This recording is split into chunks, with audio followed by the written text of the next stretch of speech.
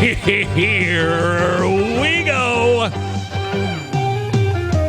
This is Wretched Radio, bringing you the latest in celebrity news, entertainment, gossip. Maybe slapping a Bible verse on it, maybe not. But because we're a Christian station, we'll say that we're giving the Christian perspective. Or do they?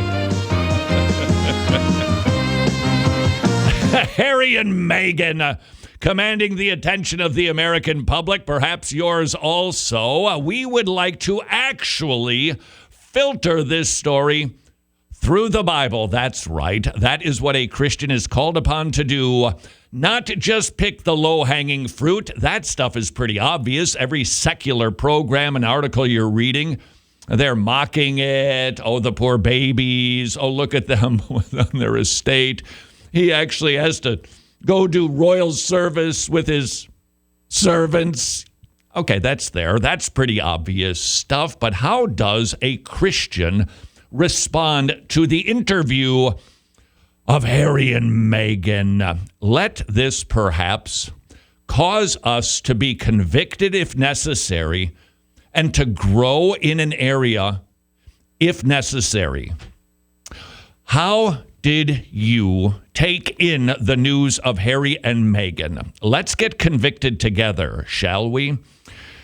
And I'll confess my guilt, because the knee-jerk response to it was based on your attitude toward Harry and Meghan, Oprah Winfrey, the royalty, how you think about Great Britain, if you like their food, you're not a fan of tea, all of those things come to bear, and you render some sort of a verdict. Here's my opinion. Here's my take on the subject. The Christian is commanded to filter even tripe, like the Oprah Winfrey interview of Harry and Meghan.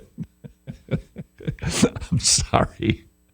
It just says so much about our culture that's the big story du jour. That's the biggie, man. What these people are struggling with in their world. In the meantime, there are children in cancer wards around the country, and their families are struggling to pay the bills. They're heartbroken and grieving. And most people in our culture are consumed with the plight of Harry and Meghan. But that isn't what we want to talk about. We want to filter the story through the Bible. So here's the convicting question for you and for me. When you were watching whatever level or amount it was of Harry and Meghan, can you think of one Bible verse that came to mind? One. I have to confess to you, it wasn't the first thing that came to mind. Why?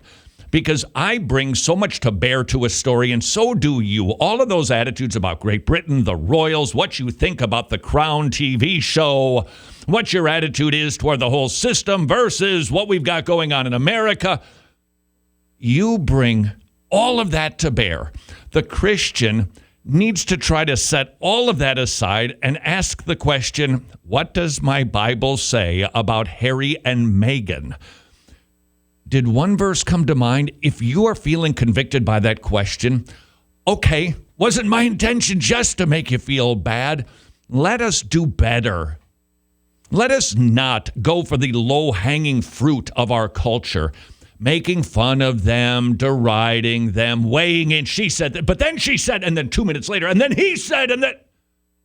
How's about running through the question, what does God say about this shebang? The Oprah Winfrey interview of Harry and Meghan.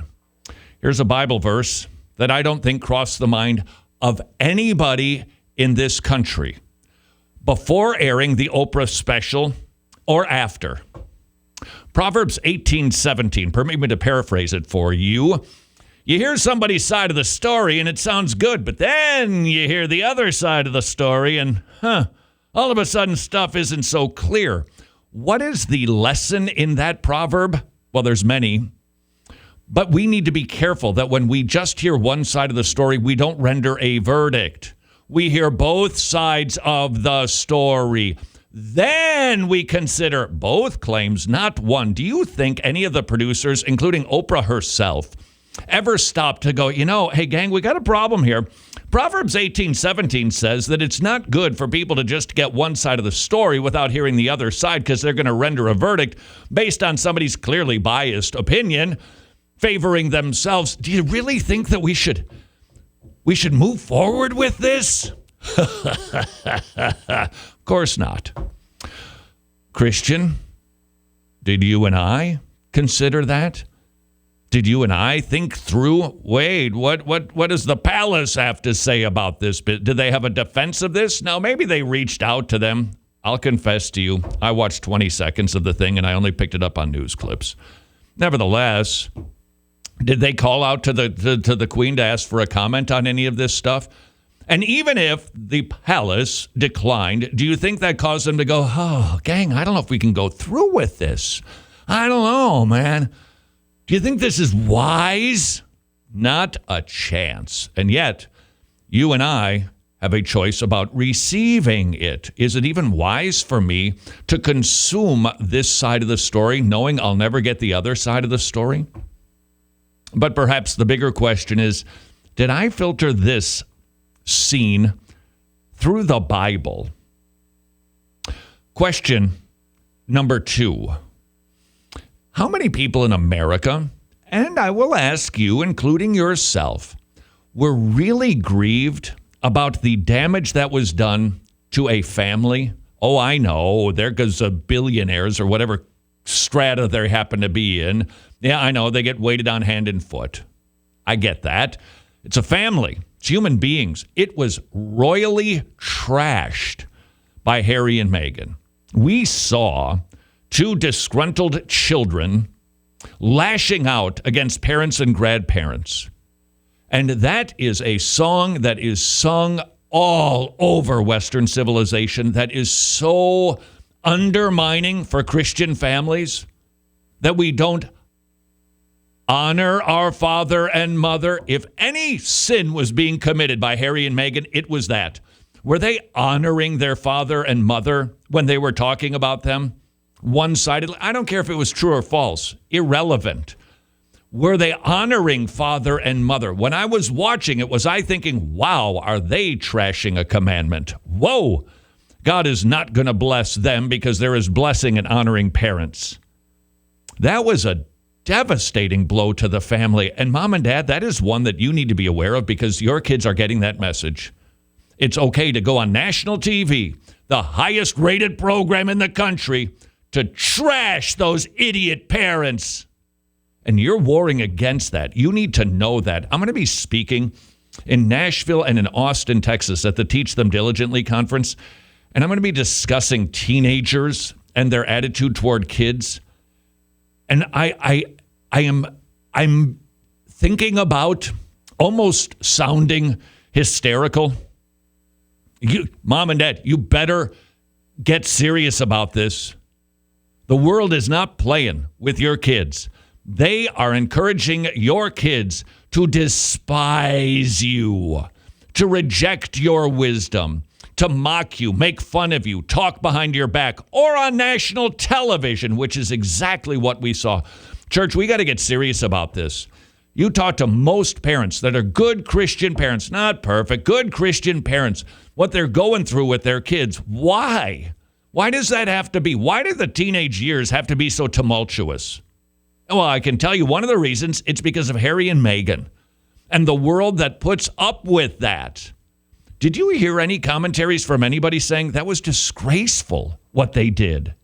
That they were slandering people, which was another crime that was being committed on that program. They were only showing one side. They were not honoring father and mother. And they were slandering people. They were saying nasty things. For what end? Oh, yeah, money. That was tragedy number 3. Tragedy number 4, similar. They were selling their family for gain. They trashed loved ones while insisting on their own moral superiority. They were just shocked at how terrible those people behaved as they go about behaving terribly to make money. Wow.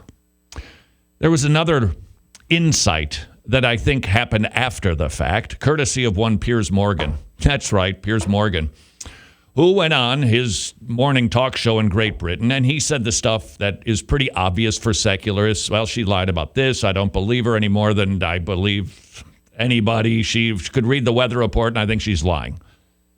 He got fired. The Office of Communications said that was a violation of what? There is no freedom of speech. They censor it because it was considered hate speech. It made somebody feel bad. So check this out. Meghan Markle, who goes on and trashes a bunch of people and gets praised. Piers Morgan does the exact same thing. He criticized somebody's behavior and he gets trashed. What's the difference? That would be our new woke world. And Christian, if this doesn't get resolved soon and freedom of speech doesn't reign, you're going to be Piers Morgan too. Biblical lessons. Thank you, Meghan and Harry. This is Wretched Radio.